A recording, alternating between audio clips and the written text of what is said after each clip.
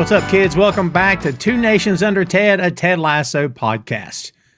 I know what you're thinking. Guys, season 1's in the can. We've enjoyed it. We've thoroughly enjoyed it. We couldn't wait till each episode dropped. We couldn't wait to hear what you guys had to say. Well, you're welcome. We gave it to you and then some. Some episodes were this long, some were this long. But it's okay because that's what we do. We analyze, then we analyze that, and we analyze some more. Number one, because we're all three pretty intense like that. And number two, we just have so much fun at this. So what can you expect for season 2? We're going to get into it here today. I'm Tom Clark, of course, joined as always by Joe Higgens and Jay Luft. Here with you for the Two Nations pod. Gentlemen, season 1 was a blast. It took us 6 months. I love making those length of time jokes. I don't know why. They only pop me, I guess. But because we dropped the trailer on June 22nd, and the first episode of season 1 was August 12th. Yeah. Wow. So, I know, right? Crazy. What do you guys think heading into season 2, man? Overall, what do you think? Just generally excited for where I was going to say, how do you start? Yeah. Like it kind of, it's weird, isn't it? Because season 1 ends on kind of like a bittersweet note. Like, they've just been relegated, but then Ted and Rebecca are finally on the same page. So it's where's that going to go from here? And I think there's like kind of that, as I say, that excitement of how they're going to like get themselves back into the Premier League and where everyone's going to get like stories going to go from there. That's fair. What do you think, Joe? Yeah, it's having that first season where it establishes, it gives you out everything that you need. It tells you who everyone is, what their role is, you know, what their relationships are with everyone else. And then in season 2, this is when the main like story sort of kicks into gear, and like the arcs become a lot more apparent as to who's going where and what's going to happen and stuff. There is still a couple of, you know, curveballs and red herrings and stuff in there. There's a lot of phone-based hijinks in the second series, but it's what a great series or anything will do. It's the classic 3-act structure. First one, you set them up. Second act, development. Third act, resolution. And so in this now, season 2, act 2, this is where the story for me really is. And then 3 just ties everything up nicely. But 2 is, I think, my favorite season of all of them, because we get some incredibly like weird episodes, like the Coach Beard episode, which is like nothing else in the series. It's just like they got a random director in and we're like, you do it how you want to do it. It's that sort of thing. But then we also get a lot of the main story happens in season 2. You're right. And like, as we said all during the recording sessions for season 1, we were laying the groundwork, but, you know, pouring the foundation for this show, establishing characters, establishing motives, establishing, you know, conflicts, understanding what the conflicts are, knowing that the resolutions could be in the distance or maybe just over the horizon because we didn't know yet, not understanding what Rebecca's long-term goals were other than burn it all down. And you know what I mean? And not really knowing where we were going to land with Jamie and Roy and Keely. And I love that. But like, I'm with you, man. Like I enjoy season 2 better because as much as any good story has conflict, and look, kids, conflict doesn't need to be, you know, put up your dukes. Conflict is just a back and forth, you know, you're seeking a resolution, right? Yes. But season 1 is so combative at times that I'm like, I love it, but like, I don't know, dude. The softy in me is like, I just want people to be happy. I want to get to the part where everyone's smiling. And season 2, as we'll see, kicks off like that, and everybody's happy, and I love it. So, season 2 kind of feels like the redemption arc, doesn't it? Yeah. There's a lot of characters have to kind of like really find themselves to get to like where they are in season 3. That's a good call. Yeah. And as I said, we were establishing characters all throughout season 1, understanding who these people are and why we should or maybe shouldn't care about them overall. But we did have 10 episodes in season 1. We reminded everybody of that in every episode, I believe. There are 12 episodes in season 2. And just as a quick rundown, kids, in case some of you are watching and or listening that have never watched Ted Lasso before but are watching it and following with the show, which I know some of you are and we very much appreciate it. Here's what you can expect if you're holding on and waiting for us, and thank you very much if you are. Here's what you can expect.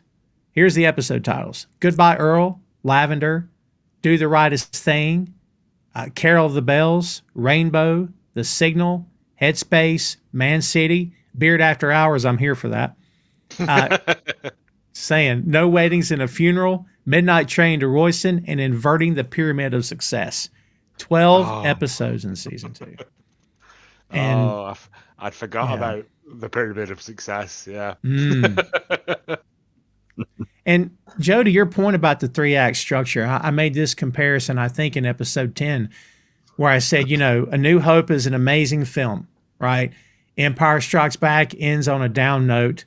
Return of the Jedi is salvation and brings it all home, which basically, in my head, that's what the Ted Lasso 3-season structure is. And so that means, kids, that you're in for some stuff over the course of these next 12 episodes, because one of the main characters starts to do some things and you're like, oh, don't do it.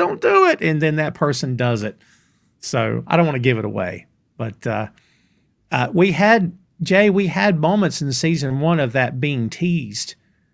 But man, getting into the first few episodes of season 2, you really start to see it become a thing. Yeah, I think it's a lot more subtle, isn't it? In season 1, it's only like sort of like the last like 2 or 3 episodes they start planting the seeds for what's coming, and then I'd say probably by episode 5 of season 2 is when like you can really start to see that shift, and it's like, okay, here we go.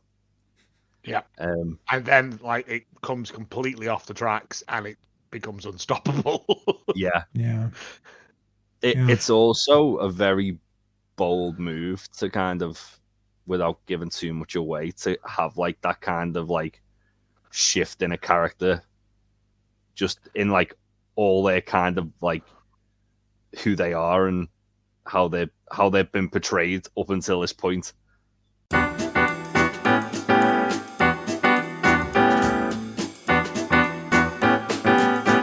It is kind of like you said, though, like it was always there. Rewatching it, you do spot it more. Like it's always been there bubbling underneath, and it's only with the allowances that they're given in the second season that they become who they are. I suppose as well, like I'm kind of like discounting the fact there's a couple of like episodes which are like time jumps. Yeah. Like it literally goes from like the start of the new season. Well, season 2 starts at like about 6 or 7 games into the first season. So like, yeah, that'll be around October time. So we don't know what's happened in between. And then from there it then jumps to like December very abruptly. So yeah, I suppose there's quite a lot of kind of like jumping in the timeline, which would kind of allow how what feels like a stark shift to us being actually probably a lot more gradual. Yeah. So I've always been under the assumption with a show of this nature, whether it's about football or baseball or basketball, or whatever, that you could just, come up with this notion, or like a school that involves high school kids or something. Like there's the off season, there's summer. But Jay, what about an off season for English football? Is that a thing, or is it pretty much year round? Yeah. So it's the football season is usually the last 2 weeks of August to the first 2 weeks of May. Mm-hmm. And then from May to May, basically the time in between, usually you tend to find the players have like a couple of weeks off. Sometimes there's international tournaments in the summer. And then they'll start having like preseason friendlies where they'll go on like a lot of clubs now go on like tours around like US or Asia, places essentially where they want to try and like get a bit more of an identity with like the people in that area. Obviously, because the Premier League's like now a global thing, not just an English thing. So it's one of those things where there was the potential that they could have done something cool with the story with that, where like they go on like a summer holiday or something. But at the same time, I quite like the fact that it's treated like it's a football season, and then the off season's like the gap between the two seasons. Because a lot of it would have been like you'd have to imagine for Ted Lasso, like Ted would have probably gone back to Kansas to see the family and stuff like that, and a lot of the players would have gone back to see their families for a couple of weeks and then come back to training. So that's a great point. While there would have been compelling stuff, I think it wouldn't have really done anything to move along the story. And you know, plus it's the thing about, do we need to see these characters in the off months? Is any of that compelling enough to make for an episode? You just assume that you're seeing the best stories are being played in front of you versus, you know, they went to the market or they drove a car or they caught a taxi and went somewhere and went. Yeah. You know what I mean? So like, it's like Jay said, the time skips are there because nothing happens in them. And it's rather than watching something play out week in, week out, where nothing really happens, skip through the bits where things are happening relevant to the stories that you're trying to tell. Yeah. I mean, as well with them being in the championship, like the amount of games they literally play like 3 games a week. So if they were trying to cover it by game, like they couldn't, they wouldn't be able to kind of like let the stories breathe because they'd be focusing on that as like, so almost like a kind of like hurdle of part of like what's progressing the story. So the way they're kind of portraying it actually works out a lot better, I think. Yeah, that makes sense. I mean, I'm honestly, you talked about time jumps and it made me think one of the many reasons I stopped watching Walking Dead, to be honest, there's a lot of them, but you know what I mean? Like suddenly they would just pop up 2 years later or something. I'm like, whoa, hold on. What? Didn't they jump like 5 or 10 years at one point, or am I crazy? Didn't they? It was a 5-year jump, yeah. I'm like, yeah. Okay, but like you're not, are you going to catch us up? What's going on? Like that kind of stuff is very jarring for me. I guess if you know it's coming, that's one thing. But like when you don't know it's coming, they just throw it up on the screen. Like soap operas do that too. I know this because when I was growing up, my mom was hooked on them. So, you know, we had the one TV. So, you know, Tom was stuck watching soap operas as a child. But yeah, that's a device they use there as well. I think we both maybe agree, Joe, about season 2 being the best. Jay, do you agree that season 2 is the best of the 3 in your opinion? I think as an all-round one, yeah. I definitely think it's got 2 of my favorite episodes in season 2. I don't know. I think season 3 doesn't get enough love, but I think as a whole, the whole thing, like as a whole, season 2 is definitely the best season. Not only does season 2 not get enough love, it gets too much criticism, in my opinion.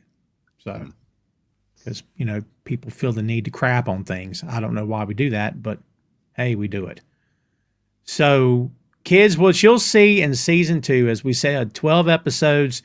You'll see a lot of the same directors and writers. You'll see a few new names, hear of a few new people coming on board and working on the show. And yes, for me, as we've all 3 said here today, it's another great season, and honestly, probably the best of the 3 seasons. Of course, this is all subjective. It's whatever you guys think, you know, whatever you believe to be good or bad or whatever. It's all subjective. But in the opinion of these 3 gentlemen, yes, season 2 is much better. So can't wait to do it. We are time traveling and time hopping a bit here ourselves in the 2 nations. It's just that sometimes we don't tell you about it. So as we record this, we may be in the midst of recording season 2. I've just let the cat out of the bag. So I know, right? It's almost like we forgot to do this episode. It's almost like But that didn't need to happen, see how the Jay. sausage is made. Oh, That's right. Not that it would. We didn't forget. We just intentionally planned for it to be awkward. I mean, that's what I stick with. Well, kids, we're not going to talk it to death. We just want to sign off with this. Thank you so much for following the show. Thanks for downloading. Thanks for checking out the episodes. Thanks for following us on the social media platforms. You can find us at Two Nations Pod wherever you are on social media. That's where we are, at Two Nations Pod on every platform.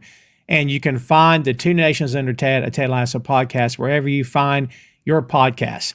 I've said for the longest time, it would be awesome to do podcasts and get rich and famous. Wouldn't that be great? I mean, I think we all agree that'd be awesome. However, I love recording. I love recording with smart, funny people and my friends and people who love talking about this stuff, whether it's geek culture or pop culture, all the above. It's just, this is one of the passions I have in my life, and I love doing it. And I love doing it with friends. So you guys are the best. I appreciate everybody's work here. It's awesome, man. And again, kids, we hope you enjoy the show. Thanks for following us. And if you've got any comments, questions, thoughts, words of wisdom, please let us know. Our ears are open. We're always willing to say hey and talk. So we appreciate you very much following the show. Keep your eyes open. Season 2's coming. We're not going to tell you when. Today, what am I going to do? We're not going to tell you today. So just keep your eyes up. This is where, guys, if you don't follow us on socials, you're going to be left out in the cold. So be sure you're taking care of it. Stay tuned, kids. A lot more to come. And we'll see you then. For Jay and for Joe, I'm Tom. We'll see you next time, kids.